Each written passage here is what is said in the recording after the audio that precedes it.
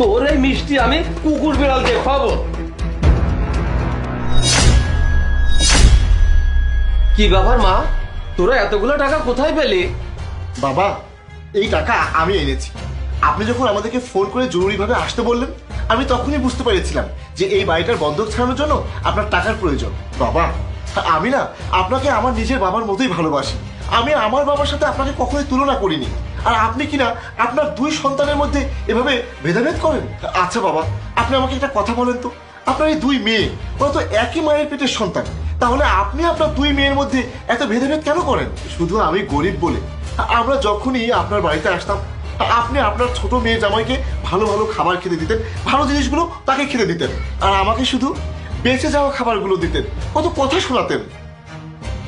আর বাবা, এই কথাগুলো শুনে আমার অনেক খারাপ লাগতো, কিন্তু দেখো আজকে তোমার বিপদের দিনে সেই কিন্তু তোমার পাশে এসে দাঁড়ালো। আর এতদিন তুমি যাদের ভালো চেয়েছিলে সেই কিন্তু তোমার ভালো চাইনি। সামান্য বাড়ি ছাড়ানোর টাকা দিয়ে তোমার এই সম্পত্তি ভোগ দখল করতে চেয়েছিল, তোমাকে বৃদ্ধাশ্রমে রেখে আসতে চেয়েছিল।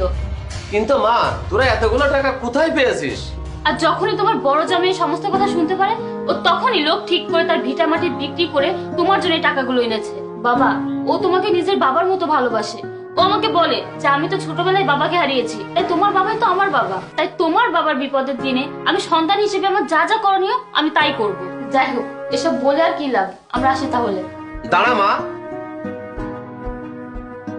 আমি তোদের মধ্যে ভেদাভেদ করে অনেক বড় ভুল করেছি, আর আমার সেই ভুলটা আজকে আমি বুঝতে পারলাম। সত্যি আমার বড় জামাই খাঁটি মনের মানুষ, আর আমার ছোট জামাই কোটিপতি হলো যা কিছু করে নিজের স্বার্থের জন্য করে। বড় জামাই, প্লিজ তুমি আমাকে ক্ষমা করে দিও।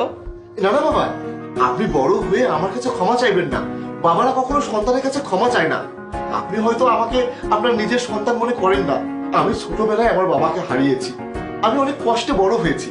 পরে আপনার মেয়েকে বিয়ে করে আমি আপনাদেরকেই আপন মনে করেছি। বাবা, মানুষ মাত্রই ভুল হয়, আর সেই ভুলটা আজকে আমি বুঝতে পেরেছি। বাবা, তুমি ভিতরে এসো, আমার বাড়িতে একটু বসো। না না বাবা, আমি আর এই বাড়ির ভিতরে ঢুকবো না। আর এই বাড়ি বন্ধক ছাড়ানোর চিন্তা করবেন না, সেই টাকা আমি ব্যবস্থা করে দিয়েছি। আর আপনার মেয়ের কোনো বাধা নেই, ও যখন খুশি ও তখন এই বাড়িতে আসতে পারবে। আর আমাদের নতুন ভাড়া বাসার ঠিকানা আমি আপনাকে দিয়ে দেবো। আপনি যখন ইচ্ছে তখন আপনি গিয়ে আপনার মেয়েকে দেখে আসতে পারবেন, কোনো সমস্যা নেই। আর বাবা, যাওয়ার আগে তোমাকে একটা কথা বলে যাই। তুমি এতদিন যাকে তার ছিল মনে করেছিলে, আজ তোমার বিপদের দিনে সেই কিন্তু তোমার পাশে দাঁড়িয়েছে। আর তুমি যাকে তোমার সবটুকু উজাড় করে দিয়েছিলে, সেই কিন্তু তোমার বিপদের দিনে তোমার সুযোগ নিল। আর একটা কথা সবসময় মনে রাখবে বাবা, শুধু ভোগেই না, ত্যাগেই আসল সুখ।